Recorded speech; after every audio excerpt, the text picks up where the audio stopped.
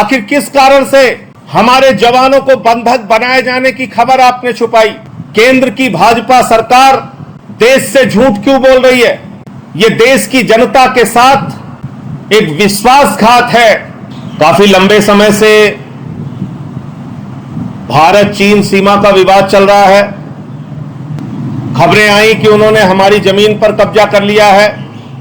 कई दौर की वार्ता चली और उसके बाद एक ऐसी घटना सामने आई जिससे पूरा देश आज आक्रोशित है।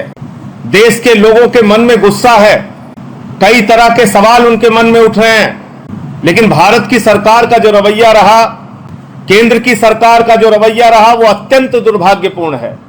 पहले कहा गया हमारे 3 जवान शहीद हुए हैं, फिर बताया गया हमारे 20 जवान शहीद हुए हैं, फिर बताया गया हमारा कोई भी जवान चीन की सेना के कब्जे में नहीं है, चीन के कब्जे में नहीं है।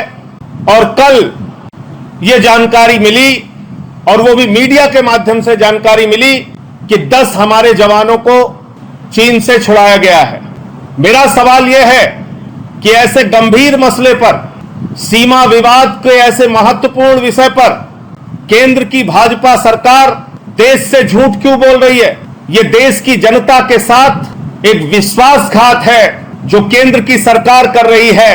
सही जानकारी ना देना, जवानों के बारे में, उनकी शहादत के बारे में आंकड़े छिपाना, देश को गुमराह करना, सीमा विवाद जैसे मसले पर सही जानकारी देश को नहीं देना, यह देश की जनता के साथ एक बहुत बड़ा विश्वासघात है।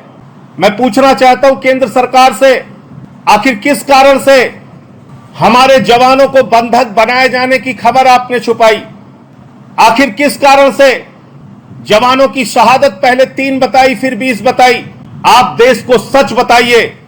पूरा देश इस वक्त आक्रोशित है, गुस्से में है, और वो सच जानना चाहता है।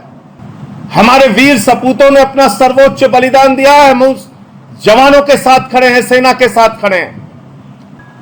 हम कोई राजनीति इस विषय पर नहीं करना चाहते, लेकिन पूरा देश इस वक्त चाहता है कि हमारे जवानों का बलिदान बेकार नहीं जाना चाहिए, हमारे जवानों की कुर्बानी बेकार नहीं जानी चाहिए, और भारत की सरकार बदला ले हमारे जवानों की शहादत का। पूरा देश चाहता है भारत की सरकार चीन से बदला ले। भारत की सरकार, देश के प्रधानमंत्री मुंहतोड़ जवाब दें चीन को। हमारी पार्टी और हम लोग इस मसले पर सरकार के साथ खड़े हैं। पूरा देश सही जानकारी चाहता है, सही जानकारी दीजिए देश के सामने। 1 अप्रैल के पहले की स्थिति सीमा पर बहाल होनी चाहिए। कभी खबरें आती हैं 60 स्क्वायर किलोमीटर चीन ने हमारी जमीन को कब्जा कर लिया, कभी कुछ खबरें आती हैं, कभी कुछ खबरें आती हैं। भारत माता की रक्षा के लिए हमारे वीर सपूतों ने जो कुर्बानी दी है, वो ये मांग करती है देश की सरकार से कि भारत की जो जमीन आज चीन के कब्जे में है, वो जमीन चीन से वापस ली जाए और 1 अप्रैल के पहले की स्थितियां बहाल की जाए। जो हमारा क्षेत्र था, जो भारत माता की धरती थी, उसको आजाद कराया जाए। इस पे किसी भी प्रकार का कोई समझौता देश बर्दाश्त नहीं करेगा। बार के चुने हुए मुख्यमंत्री को नहीं बुलाना, मैं समझता हूं ये अपने आप में सरकार की सोच को उजागर करता है, और वो किस प्रकार से, किस दिशा में सोचते हैं, ये पूरा देश देख रहा है। ऐसी तमाम पार्टियां जिसके पास 5 सांसद नहीं है, उनको भी बुलाया गया है, और मैं ऐसा मानता हूं कि उनको बुला के कुछ गलत नहीं किया गया है, सबको बुलाना चाहिए।